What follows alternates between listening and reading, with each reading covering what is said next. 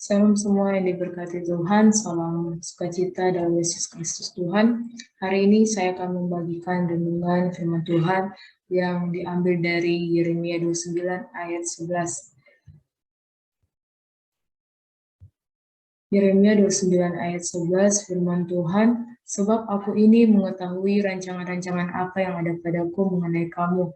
Demikianlah firman Tuhan, yaitu rancangan damai sejahtera dan bukan rancangan kecelakaan, untuk memberikan kepadamu hari depan yang penuh harapan.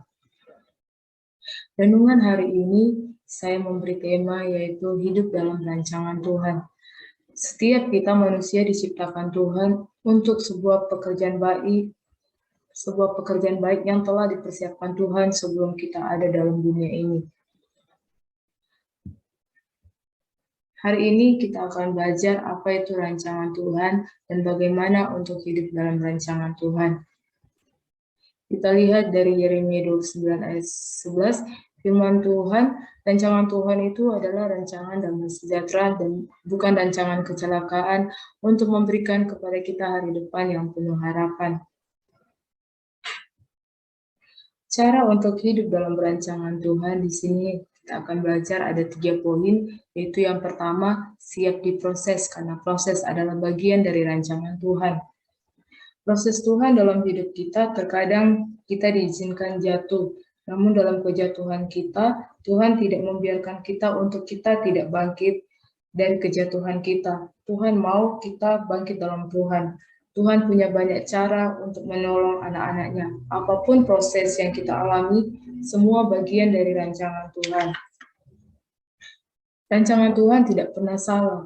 Tetap percaya rancangan Tuhan pasti terbaik, sekalipun banyak proses atau persoalan yang kita alami. Percaya Tuhan tidak pernah meninggalkan kita. Kita lihat di dalam Roma 8 ayat 28. Firman Tuhan, kita tahu sekarang bahwa Tuhan turut bekerja dalam segala sesuatu untuk mendatangkan kebaikan bagi mereka yang mengasihi Dia, yaitu bagi mereka yang terpanggil sesuai dengan rencana Tuhan. Setiap proses pasti mendatangkan kebaikan. Proses yang kita alami, semua itu bagian dari rancangan Tuhan, dan itu pasti mendatangkan kebaikan dalam kehidupan kita. Yang kedua, hidup dalam rancangan Tuhan yaitu tetap kuat dalam proses Tuhan. Terkadang kita manusia tidak kuat dengan proses yang kita alami, rasa mau mundur. Tapi itu karena kita mengandalkan pikiran dan kekuatan kita. Sebab mengandalkan kekuatan kita, kita tidak mampu, tidak kuat, dan pikiran kita jadi makin kacau. Timbul dalam pikiran kita mundur dan menyerah dengan keadaan. Tetapi jika kita mengandalkan Tuhan dalam proses yang kita alami, kita akan diberikan Tuhan kekuatan dan kita tetap kuat, tetap maju dalam Tuhan. Kita lihat firman Tuhan di dalam Efesus 6 ayat 10. Firman Tuhan berkata, hendaklah kamu kuat di dalam Tuhan, di dalam kuasa-Nya. Biarlah kita senantiasa tinggal di dalam Tuhan supaya kita tetap teguh, jadi pribadi yang kuat dan teguh dalam Tuhan. Percaya Tuhan akan menyediakan kemenangan bagi kita. Poin yang ketiga, hidup dalam rancangan Tuhan yaitu jaga hati dalam proses. Apapun proses, pergumulan, tantangan yang kita hadapi, tetap jaga hati kita kepada Tuhan.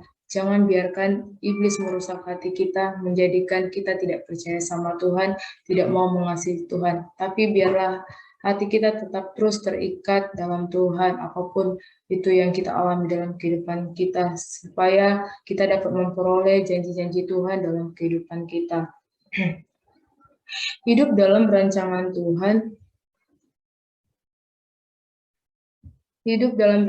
Tuhan, siap masuk dalam proses-prosesnya Tuhan, namun tetap percaya rancangan Tuhan selalu yang terbaik. Rancangan Tuhan adalah rancangan yang damai sejahtera, bukan kecelakaan, tapi memberikan kepada kita hari depan yang penuh harapan. Biarlah melalui renungan firman Tuhan hari ini, kita semua dikuatkan dan diberkati. Tuhan Yesus memberkati.